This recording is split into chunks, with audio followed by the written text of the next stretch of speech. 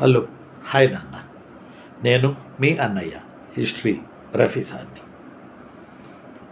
Job calendar ఏపీపీఎస్సికి సంబంధించి ఆంధ్రప్రదేశ్ ప్రభుత్వం ప్రకటించే జాబ్ క్యాలెండర్కి సంబంధించి ఒక ముందడుగు పడిందని, చాలా రోజుల తర్వాత ఒక ముందడుగు పడిందని నాకు చాలా సంతోషంగా ఉంది.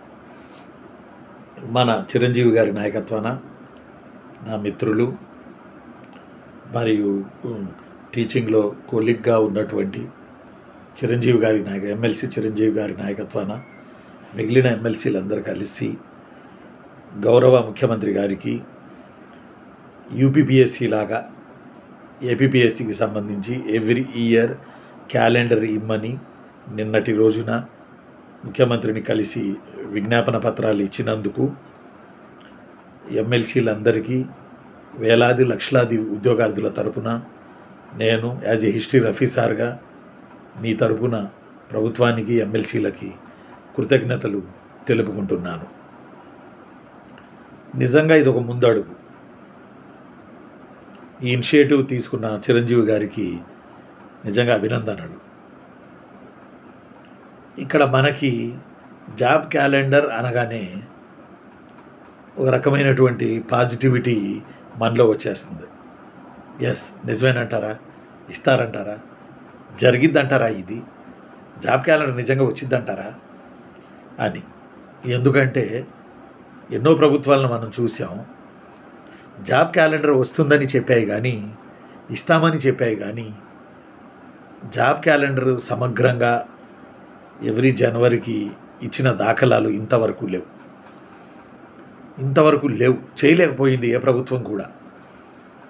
కానీ ఇప్పుడు జాబ్ క్యాలెండర్ దిశగా ఒక అడుగు ఎమ్మెల్సీలు వేసినందుకు, గౌరవనీయ ఎమ్మెల్సీలు వేసినందుకు నిజంగా మనం నమ్మకం అయితే ప్రభుత్వంపై పెట్టుకోవడానికి 100% ఛాన్స్ ఉంది. ఎందుకంటే తెలుగుదేశం ప్రభుత్వం, కూటమి ప్రభుత్వం వచ్చిన తర్వాత ఎంతో ఆశలు పెట్టుకుని ఉన్నారు ఉద్యోగార్థులు. క్యాలెండర్ అంటున్నారు, క్యాలెండర్ ఇస్తారు, ఇస్తే పరీక్షలు రాసుకుందాం, మనం సెట్ అయిపోదాం లైఫ్లో అని చెప్పి ఎన్నో తీవ్రమైన ఆశలు. యువగళం పాదయాత్రలో లోకేష్ గారు ఇచ్చిన హామీ దిశగా క్యాలెండర్ ఇస్తే బాగుంటుందని, ఇవ్వాలని ఉద్యోగార్థుల తరపున నేను కూడా కోరుకుంటున్నాను. అలానే ఇప్పుడున్నటువంటి ప్రభుత్వం, కూటమి ప్రభుత్వం తన హామీల్లో భాగంగా 2 సంవత్సరాల్లో 2 లక్షల ఉద్యోగాలు ఇస్తాము అని హామీ చెప్పడం జరిగింది. కాబట్టి ఆ దిశగా ఎన్నెన్ని ఖాళీలు ఏ ఏ శాఖల్లో ఉన్నాయి, ప్రభుత్వ ఉద్యోగాలెన్ని, ప్రైవేటు ఉద్యోగాలెన్ని, ఇవన్నీ ప్రభుత్వం తెప్పించుకొని వాటి మీద కసరత్తు చేసుకొని త్వరగా జాబ్ క్యాలెండర్ను ప్రకటించాలని నేను కోరుకుంటున్నాను. పర్టికులర్గా జాబ్ క్యాలెండర్ కనుక వస్తే మనకి గ్రూప్ 1 కానీ, గ్రూప్ 2 కానీ, జేఎల్ కానీ, డిఎల్ కానీ, డిఎస్సి కానీ, పోలీస్ పరీక్షలు కానీ, ఇప్పుడు బీట్ ఆఫీసర్స్ లాంటి ఉద్యోగాలు కానీ, ఇలా అనేక ఉద్యోగాలు ఎన్నుంటే అన్నీ ఆ సంవత్సరానికి, గత సంవత్సరంలో ఎన్నైతే ఖాళీ అయినాయో డిసెంబర్ వరకు ఎన్నైతే అన్నే మరి డిసెంబర్ లోపు నింపేటట్లు ఈ జాబ్ క్యాలెండర్ కూడా నాకు తెలిసి నారా చంద్రబాబు నాయుడు గారు, ముఖ్యమంత్రి గారు మన గ్రాడ్యుయేట్ ఎమ్మెల్సీలకే జాబ్ క్యాలెండర్ విధి విధానాలు తయారు చేయమని త్వరలోనే నాకు తెలిసి ఆ బాధ్యత అప్పగించవచ్చని యాజ్ ఏ హిస్టరీ రఫీ సార్గా నాకు అనిపిస్తుంది. నిజంగా అది జరిగితే 2వ స్టెప్ జాబ్ క్యాలెండర్ దిశగా పడినట్టు అవుతుంది. అది నిజం. ఎందుకు జాబ్ క్యాలెండర్ అడుగుతున్నాము, ఎందుకు అని అంటే, సర్టెన్ పీరియడ్లో ఉద్యోగం వస్తుంది, రాకపోతే ప్లాన్ బికి వెళ్ళిపోతాం, లేదా ఒక 2 ఏళ్ళు కూర్చుంటాం, చూస్తాం, లేకపోతే ప్లాన్ బికి వెళ్ళిపోతాం. ఎలాగోలా బతుకుతాం, ఎలాగోలా బతకాలి కదా, మరి ఎలాగోలా బతుకుతాం. అందువల్ల లక్షలాది ఉద్యోగార్థుల తరపున నేను ప్రభుత్వాన్ని కోరేది ఏంటంటే, ప్రతి ఇయర్ జాబ్ క్యాలెండర్ ఇవ్వాలి. ఎన్ని పోస్టులు ఉంటే అన్ని పోస్టులు ఇవ్వాలి. ఎందుకంటే రిటైర్ అవుతానే ఉంటారు, ప్రతి డిపార్ట్మెంట్లో రిటైర్మెంట్ అవుతానే ఉంటారు. అప్పుడు అవుట్ సోర్సింగో, పార్ట్ టైమో ఇలా పెట్టి నడిపించకుండా యువ రక్తాన్ని వివిధ డిపార్ట్మెంట్లలో ఎక్కిస్తే పరిపాలన ఊపందుకుంటుంది. ఇది ప్రభుత్వ పెద్దలకి తెలియంది కాదు. రెండోది, ఇన్ని ఉద్యోగాలు ఈ సమయానికి వస్తాయి అనుకుంటే చదువుకుంటారు. మీరు నోటిఫికేషన్ ఇవ్వగానే రాసుకుంటారు. వయసు పెంచమనో లేకపోతే ఏమంటాం దాన్ని మనం, ఎగ్జామ్ సిలబస్ పూర్తి కాలేదు, ప్రిపరేషన్ ఎగ్జామ్ టైం పెంచమనో ఇలా అడగరు. ఇలాంటి సమస్య ప్రభుత్వానికి ఉండదు, ఎందుకంటే జాబ్ క్యాలెండర్ కనుక ఇస్తే. అందువల్ల నేను కోరేది ఏంటంటే క్రమం తప్పకుండా జాబ్ క్యాలెండర్ ఇవ్వాలని ప్రభుత్వాన్ని నేను కోరుకుంటున్నాను. దాని దిశగా ఒక అడుగుపడినందుకు మంచిది. రెండోది కూడా న్యాయ వివాదాలు లేకుండా రోస్టర్ పాయింట్లు జీఏడి విభాగం ఇది ఆది నుంచి ఈ న్యాయ వివాదాలు లేకుండా. ఇప్పుడు ఏమవుతుంది, గ్రూప్ 2 ఫలితాలు రాసిన వాళ్ళకి టెన్షన్, సర్టిఫికెట్ల వెరిఫికేషను, కంప్యూటర్ టెస్ట్ అయిన వాళ్ళకి టెన్షన్, 1:2లో ఉన్న వాళ్ళకి టెన్షన్, 1:2లో సెలెక్ట్ కాని వాళ్ళకి టెన్షన్. ఇవన్నీ కేవలం రోస్టర్ పాయింట్ల ప్రాబ్లం వల్ల వచ్చింది. కాబట్టి జీఏడి విభాగం చక్కటి క్రమశిక్షణతో ముందుగానే ఎలాంటి న్యాయ వివాదాలు లేకుండా, ఎలాంటి కేసులకి తావివ్వకుండా, పరిపాలనాపరమైన కేసులకి తావివ్వకుండా ఖచ్చితంగా నోటిఫికేషన్ ఇచ్చేటప్పుడే క్లారిటీగా, ఈ మధ్యలో రోస్టర్ పాయింట్లు అవన్నీ క్లియర్గా ఇస్తున్నారు. ఏది అసిస్టెంట్ బీట్ ఆఫీసర్ నోటిఫికేషన్ కానీ ఇంకోటి కానీ అలా ప్రాబ్లం లేకుండా, న్యాయ వివాదాలకు తావు లేకుండా క్యాలెండర్ కనుక ఇస్తే ఇంకా చాలా శుభ సందర్భం. ఇంకేముండదేగా, ఇక టెన్షన్ ఉండదు. ఈ నోటిఫికేషన్ వస్తుంది, ఎవరో ఒకళ్ళు కేసేస్తారు, ఇది తేలేది కాదు, చచ్చేది కాదు, మనకెందుకు వేరే పని చేసుకుందాం, ఇలా ఒక నిరాసక్తతకి యూత్ లోనవ్వడం ఒక రాష్ట్రానికి మంచిది కాదు. ఎందుకంటే యూత్కి త్వరగా ఉద్యోగాలు రావాలి, వాళ్ళు త్వరగా పెళ్ళిళ్ళు చేసుకోవాలి, త్వరగా మ్యారేజెస్ చేసుకోవాలి. త్వరగా మ్యారేజెస్ చేసుకుంటే పుట్టే పిల్లలు ఏమంటాం, ఇప్పుడు మన గౌరవ ముఖ్యమంత్రి గారు కూడా చెప్తుంది అదే, జనాభాను పెంచాలి అనేది. త్వరగా ఉద్యోగాలు వస్తే త్వరగా సెటిల్మెంట్ అయిపోతే త్వరగా వివాహాలు జరిగిపోతాయి. వివాహానికి పెళ్లి లింక్ అయి ఉంటుంది, మీకు తెలియంది కాదు, అమ్మాయికైనా అబ్బాయికైనా ఈ రోజుల్లో.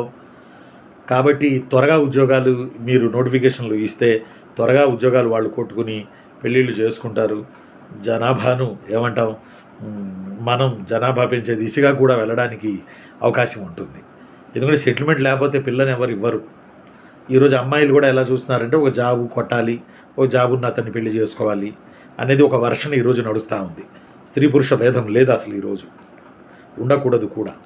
కాబట్టి ఈ నేపథ్యంలో టైం టు టైం నోటిఫికేషన్ ఇవ్వడం, న్యాయ వివాదాలు లేకుండా చూడడం, క్యాలెండర్ అనేది ఖచ్చితంగా ఇవ్వడం, ముఖ్యంగా క్యాలెండర్ ఇవ్వడం, న్యాయ వివాదాలు లేకుండా చూసుకోవడం. ఇంకోటి కూడా మన ఎమ్మెల్సీలకి, రెస్పెక్టెడ్ ఎమ్మెల్సీలకి యాజ్ ఎ హిస్టరీ ఆఫీసర్గా 25 ఏళ్ల నుంచి మీకు పాఠాలు చెప్తున్న వాడిగా కాంపిటేటివ్ కోచింగ్లో ఇంకొకటి ఎమ్మెల్సీలకు నేను చెప్పే వినతి ఏంటంటే, ఈ వీడియో ముఖంగా నెగిటివ్ మార్కులను తీసేయండి. దయచేసి ఇది ఒక్క పని చేయండి. టీజీపీఎస్సీ కింద నెగిటివ్ మార్కులు లేవు, దయచేసి నెగిటివ్ మార్కులు తీసేయండి. దీనివల్ల ఏమవుతుందంటే ఆశ కొద్దీ ఎక్కువ బిట్లు రుద్దేయడం, ఆశ ఉంటుంది కదా పాపం ఉద్యోగార్థులకి, ఉద్యోగం వస్తే చాలని ఆ ఆశ కొద్దీ ఎక్కువ రుద్దేయడం, దీనివల్ల కరెక్ట్గా పెట్టినవి కూడా పోవడం. 3 తప్పు పెడితే 1 మార్కు పోయింది కదా. దీనివల్ల చాలామంది ఒక రకంగా చెప్పాలంటే మన గ్రూప్ 2 ప్రిలిమ్స్లో బాగా దెబ్బతిన్నారు. మెయిన్స్ ఫుల్ చదివారు, ప్రిలిమ్స్లో వాళ్ళకి ఆశ చావలా, 60-70 పెట్టారు. 60-70 పెట్టినా ఏమో చాలదేమో అని చెప్పి మిగతా కూడా రుద్దేశారు. ఆ దెబ్బకి 10-15 పడిపోయారు. కాబట్టి నెగిటివ్ మార్క్ అనేది జూదం లాంటిది ఓ మాట చెప్పాలంటే. దయచేసి నెగిటివ్ మార్కుని తీసేస్తారని, నెగిటివ్ మార్కుని రిమూవ్ చేస్తారని అన్ని పరీక్షలకి నేను కోరుకుంటున్నాను. ఇది కూడా కాక ఇంకోటి ఏంటంటే, ఫారెస్ట్ బీట్ ఆఫీసర్స్కి నోటిఫికేషన్ వచ్చింది. ఈరోజు ఎమ్మెల్సీల వారికి నేను వినతి ఇచ్చేసేది ఏంటంటే, 2019లో ఫారెస్ట్ బీట్ ఆఫీసర్స్ నోటిఫికేషన్ వచ్చింది. అప్పుడు 30 ఏళ్ళు ఇచ్చారు ఓపెన్ కేటగిరీ, ఇప్పుడు 30 ఏళ్ళు ఇచ్చారు 5 ఏళ్ల తర్వాత.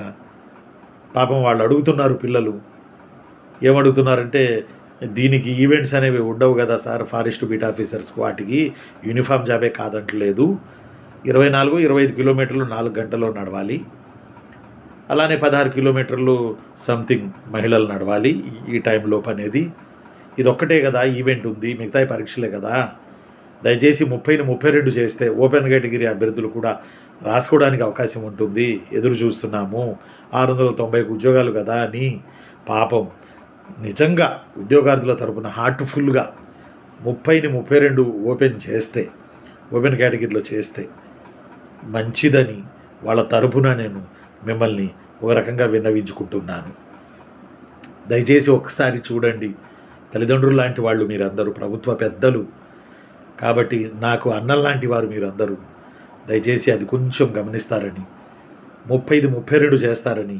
Forest beat officers, assistant beat officers, uniform post అనే కాదంటలేదు, నాకు కూడా తెలుసు. కానీ దయచేసి 5-6 ఏళ్ళు అయింది కదా, అప్పుడు 30 ఇచ్చారు కదా, 32 ఇస్తే కొంతమంది ఈ ఉద్యోగాల్లో వెళ్ళిపోతారు. ఇంటర్మీడియట్ క్వాలిఫికేషను 32 వరకు ఇస్తే ఉన్నవాళ్ళు ఇది రాసుకోవడానికి అవకాశం ఉంటుంది.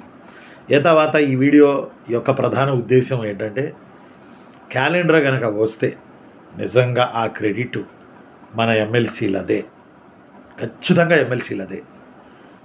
నాకు క్యాలెండర్ రావడం అనేది నిజంగా అవునా, క్యాలెండర్ ఇస్తున్నారా, ఇయర్ ఇస్తారా యూపీపీఎస్సీ లాగా అని ఒక సంతోషం నాలో తెప్పలు కొడుతుంది ఒక రకంగా చెప్పాలంటే, ఉద్యోగార్థుల కన్నా ముందు. ఎందుకంటే చూస్తున్నాను కదా, ప్రభుత్వాలు చెబుతాయి, గెలుస్తాయి, వస్తాయి, క్యాలెండర్ ఊసేస్తారు. ఎప్పుడో ఎలక్షన్లకు ముందు నోటిఫికేషన్ ఇస్తారు, అంతే. ఎలక్షన్లకు ముందు నోటిఫికేషన్ ఇస్తారు. కానీ ఎవ్రీ ఇయర్ క్యాలెండర్ ఇవ్వమని మన చిరంజీవి గారి నాయకత్వాన, గౌరవనీయులు చిరంజీవి గారి నాయకత్వాన ఎమ్మెల్సీలు చంద్రబాబు గారిని కలిసి ఇచ్చినందుకు చాలా సంతోషం. మొదటి అడుగు పడింది. నెక్స్ట్ దీని విధి విధానాలు కూడా బహుశా మిమ్మల్ని రూపొందించమంటారు.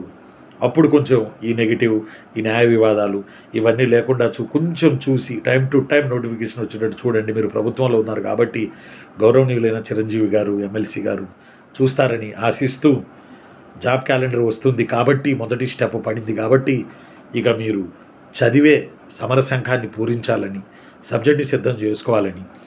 వన్స్ జాబ్ క్యాలెండర్ వస్తే, ఎప్పుడు నోటిఫికేషన్లు వస్తే అవన్నీ క్లారిటీ వచ్చేస్తుంది. ఇక ఆ తర్వాత వాయిదా వేయమన్నా వేయరు. ఇప్పుడే వేయట్లేదు, వాయిదా వేయమంటే ఎగ్జామ్, వాయిదా వేయమంటే వేయరు.